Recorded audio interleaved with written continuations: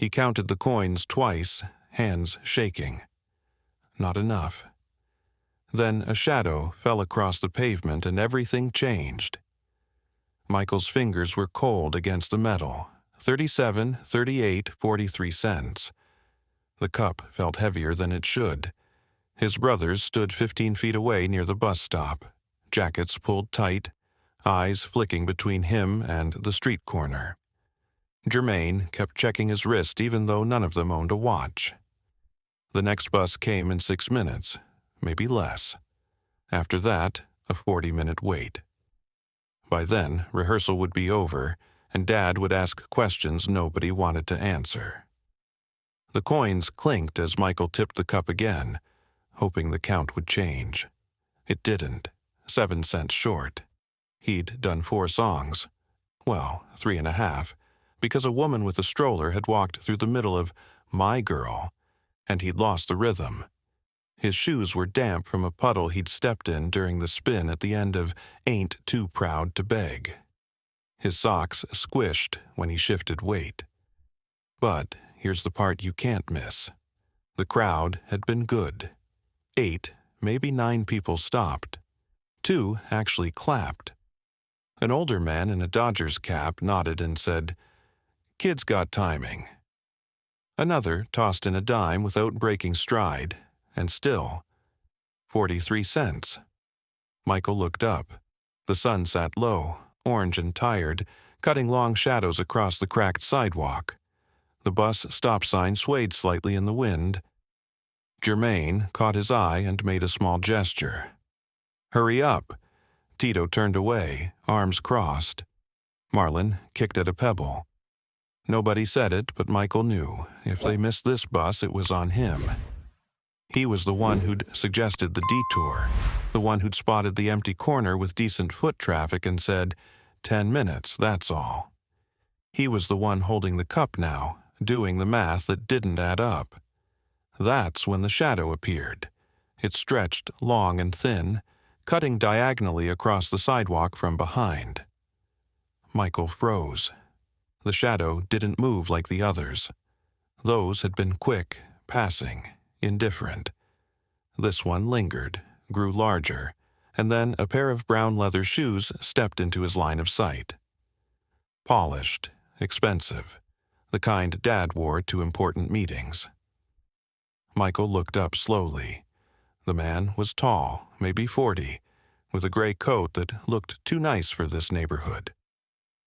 His face was hard to read, not angry, not smiling, just still. He held a briefcase in one hand. The other hand rested in his coat pocket. For 3 long seconds, neither of them moved. Then the man crouched down, balancing on the balls of his feet, and tilted his head to meet Michael's eyes. "You short?" the man asked. Michael nodded. His throat felt tight. He wasn't supposed to talk to strangers. Dad's rule, clear and absolute. But the man wasn't asking for anything, just observing, waiting. "How much?" the man said. 7 cents. Michael's voice came out smaller than he wanted. The man glanced at the cup, then at Michael's wet shoes, then at the 3 boys by the bus stop. His expression didn't change, but something shifted in the air between them. He reached into his coat pocket. Michael tensed. His brothers had started walking over. He could hear Germain's footsteps, quick and uneven. The man's hand came out holding a small leather wallet. He flipped it open with one thumb, pulled out a coin, and held it between 2 fingers. A quarter. "That'll cover it," the man said. He dropped the coin into the cup. It landed with a clean, decisive clink. Michael stared at it. 68 cents now. Enough for the bus. Enough for all 4 of them if they squeezed through on a group fare. His chest loosened, his shoulders dropped, and for half a second he thought that was the end of it. The stranger would stand, walk away, and become just another face in a long line of people who'd helped or hadn't. But the man didn't stand. He stayed crouched, eyes steady, and said 4 words Michael didn't expect. "You're better than this." Michael blinked. "Sir? You're better than this corner." The man's tone wasn't harsh, but it wasn't soft either. It was factual, like he was reading a weather report. "I watched you from across the street. 4 songs. Good footwork. Decent pitch for your age. You've been trained." Michael didn't answer. He didn't know what to say. The man continued, "But you're out here counting coins for bus fare." He tapped the edge of the cup lightly with one knuckle. "That tells me something went sideways." "You missed the ride home?" "We were at a friend's," Michael said carefully. "We thought we had enough." "You didn't." The man's gaze flicked to Germain, who had stopped a few feet away, watching with narrow eyes. Tito and Marlin hung back, uncertain. The man returned his attention to Michael. "You're the youngest, right?" "Yes, sir." "And you're the one holding the cup?" Michael nodded again. The man made a small noise in the back of his throat, not quite a laugh, not quite disapproval. He stood, knees cracking faintly, and straightened his coat. For a moment, Michael thought he was leaving. Instead, the man reached into his briefcase, pulled out a small card, and handed it down. Michael took it. The card was plain, white, with a name and phone number printed in black ink. No company, no title. Just Raymond Cole and 7 digits. "You keep dancing on corners," the man said. "You'll keep counting pennies. But you walk into the right room with that voice, that timing? Different story." He nodded toward the card. "You call that number. You tell whoever answers that Ray sent you. They'll listen for 30 seconds. That's all you get. 30 seconds to prove you're not wasting their time." Michael stared at the card. "What room?" "Studio on 5th, small label. They're looking for kid acts." Ray's mouth twitched, almost a smile. "They won't take you seriously at first. You're too young, too small, too—" He gestured vaguely at Michael's soaked sneakers, his wrinkled shirt, the cup full of coins. "This. But if you can do in that room what you just did out here, they'll remember." The bus hissed to a stop behind them. Germain called out, "Michael, come on." Ray stepped back, giving space. "Your call, kid. You can spend the next year dancing for strangers who don't know your name. Or you can take one shot at people who might." He adjusted his briefcase strap. "Either way, you'll survive. But only one of those paths gets you off the corner." Michael's fingers closed around the card. It felt impossibly thin, like it might blow away if he loosened his grip. He looked up at Ray, trying to find the trick, the catch, the reason this didn't make sense. But Ray's face was already turning away, his attention shifting to the street, the crosswalk, the rest of his day. He didn't wait for a thank you, didn't ask for anything in return. He just walked. Germain grabbed Michael's arm. "What did he give you?"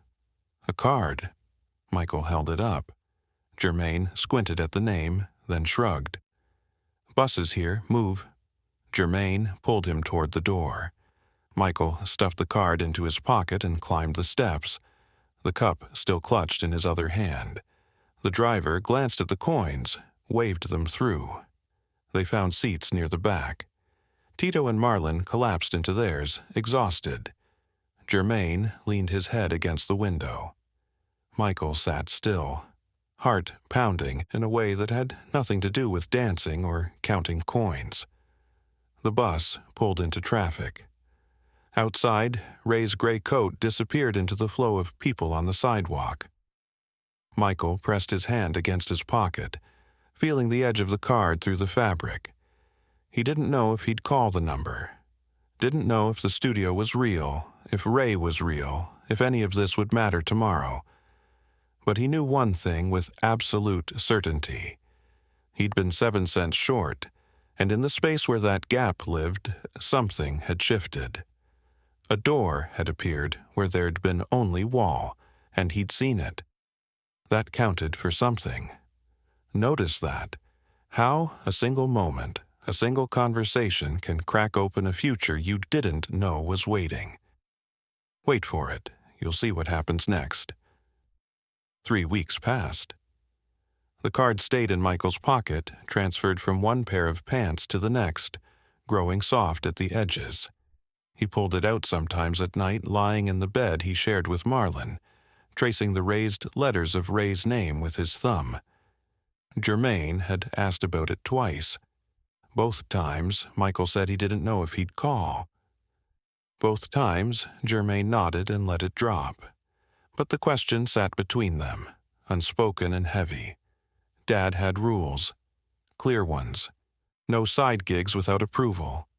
No meetings without supervision. No strangers making promises. If Michael called that number and it led somewhere, it had to go through Dad first. And if Dad said no, which he might, because Dad trusted his own instincts over everyone else's, then the card became just another piece of paper. Meaningless. Forgotten. But Michael kept it anyway. On a Tuesday afternoon, while his brothers were at a friend's house and his mother was in the kitchen humming to the radio, Michael stood in the hallway staring at the rotary phone on the wall. His hand hovered over the receiver. He'd memorized the number days ago, 7 digits. Simple. He could dial it in under 10 seconds. But once he did, there was no taking it back. The call would exist. Someone would answer, and whatever came next would be real. He picked up the receiver, dialed. The line clicked, rang twice, and a woman's voice came through, bored, professional, efficient. 5th Street Studio. Michael's throat locked. He forced air through. Hi, Ray sent me. A pause, then, Ray who? Raymond Cole. Another pause, longer this time. Michael heard papers rustling, a muffled conversation in the background. The woman came back. Hold. The line went silent. Michael pressed the receiver hard against his ear, straining to hear anything. A voice, a footstep, proof that this wasn't a mistake. After what felt like an hour but was probably 30 seconds, a different voice came on. Male, older, sharp. Who is this? Michael Jackson. Ray told me to call. He said you're looking for kid acts. Ray told you that? Yes, sir. When? 3 weeks ago on a corner near, I don't care where. The man cut him off, not unkind, just efficient. How old are you? 5. A short laugh, not mean, just surprised. 5. All right, you sing? Yes, sir. You any good? Michael hesitated. Dad always said confidence without proof was just noise. But Ray had said 30 seconds. 30 seconds to prove it mattered. Yes, sir, Michael said again, quieter but firm. I'm good. The man on the other end sighed. Michael heard a chair creak. We don't audition kids under 8 policy, too much liability, not enough return, but Ray doesn't make recommendations lightly. Another pause. You got someone who can bring you in? Parent? Guardian? My dad? He know you're calling? Michael swallowed. Not yet. Then you call me back when he does. I'm not dealing with a 5-year-old who snuck onto the phone. The man's tone softened slightly. But if your dad says yes, you call this number again. Ask for Marcus. We'll give you 5 minutes. That's it. 5 minutes to show us Ray wasn't wasting our time. The line clicked. Dead. Michael stood holding the receiver, pulse hammering in his ears. He'd done it, made the call. And now, the only thing standing between him and that room was a conversation he didn't know how to start. That night, after dinner, after his brothers had scattered to their own corners of the house, Michael found his father in the garage tuning an old guitar. Dad didn't look up when Michael walked in, just kept turning the pegs, plucking strings, listening for the note that sat just out of reach. Michael waited. Dad knew he was there. He always knew. But he didn't rush. That was the rule. You waited until Dad was ready. Finally, Dad set the guitar down and looked at him. What? Michael pulled the card from his pocket and held it out. Dad took it, scanned it once, then flipped it over as if expecting more information. He found none. He looked back at Michael. Where'd you get this? Michael told him. All of it. The corner, the dancing, the coins, Ray, the call. He didn't leave anything out because he knew Dad would catch it if he did. When he finished, Dad tapped the card against his palm, thinking, You call the number? Yes, sir. What did they say? They'll give me 5 minutes, if you approve. Dad's jaw tightened. He stared at the card for a long time, longer than Michael expected. When he finally spoke, his voice was low and careful. You know why I don't let you boys run off chasing every promise some stranger makes? Yes, sir. Tell me. Because most of them are empty. That's right. Dad nodded slowly. Most of them are empty, but not all of them. He stood, walked to the workbench, and set the card down under the desk lamp. The light caught the edges, making the ink look sharper, more real. Ray Cole, I know that name. Michael's heart jumped. You do? Used to work A&R for a label downtown. Good ear, tough standards. If he gave you this, he thinks you're worth the gamble. Dad turned, arms crossed. But here's what you need to understand. That studio doesn't owe you anything. 5 minutes means 5 minutes. You walk in there and waste their time, you burn a bridge you might need later. And I won't let you do that. I won't waste it. You sure? Michael met his father's eyes. Yes, sir. Dad studied him, searching for cracks, for doubt, for anything that said this was just a kid's fantasy. He didn't find it. Finally, he picked up the card and slid it into his shirt pocket. All right, I'll make the call. We'll see if they're serious. He pointed at Michael. But you practice. Every day, every song. Because if I take you into that room and you embarrass me, we're done. Understand? Yes, sir. Good. Now get out of here. Michael left. His hands were shaking again, but this time it wasn't from cold or fear. It was something else. Something he didn't have a name for yet. 2 weeks later, Michael stood outside 5th Street studio with his father's hand on his shoulder.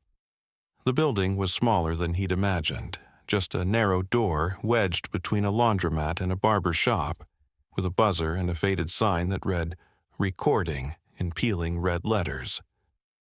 Dad pressed the buzzer. A voice crackled through the intercom, and the door clicked open. Inside, the hallway smelled like old carpet and cigarette smoke. A woman sat at a desk near the entrance, typing on a machine that clacked with every keystroke. She glanced up, saw Michael, and raised an eyebrow.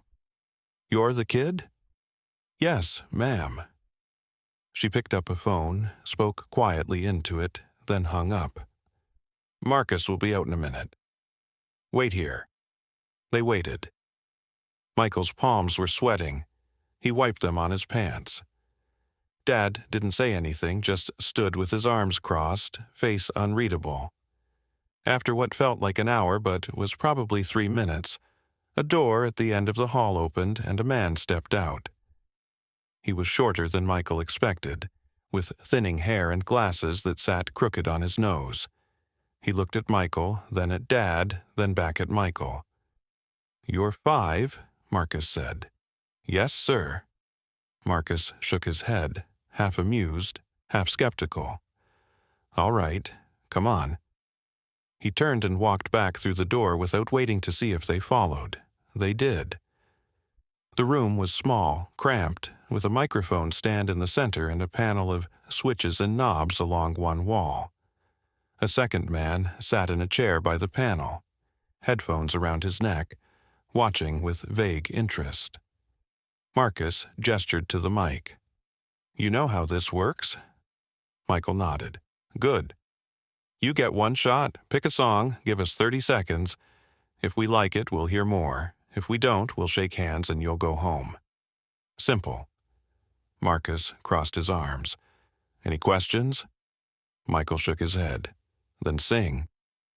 Michael stepped up to the mic. It was too tall. The man by the panel reached over and adjusted it down without a word. Michael wrapped his hands around the stand, took a breath, and closed his eyes. The room went still. Wait, don't skip this. This is the moment everything either proves itself or falls apart. He sang. 30 seconds.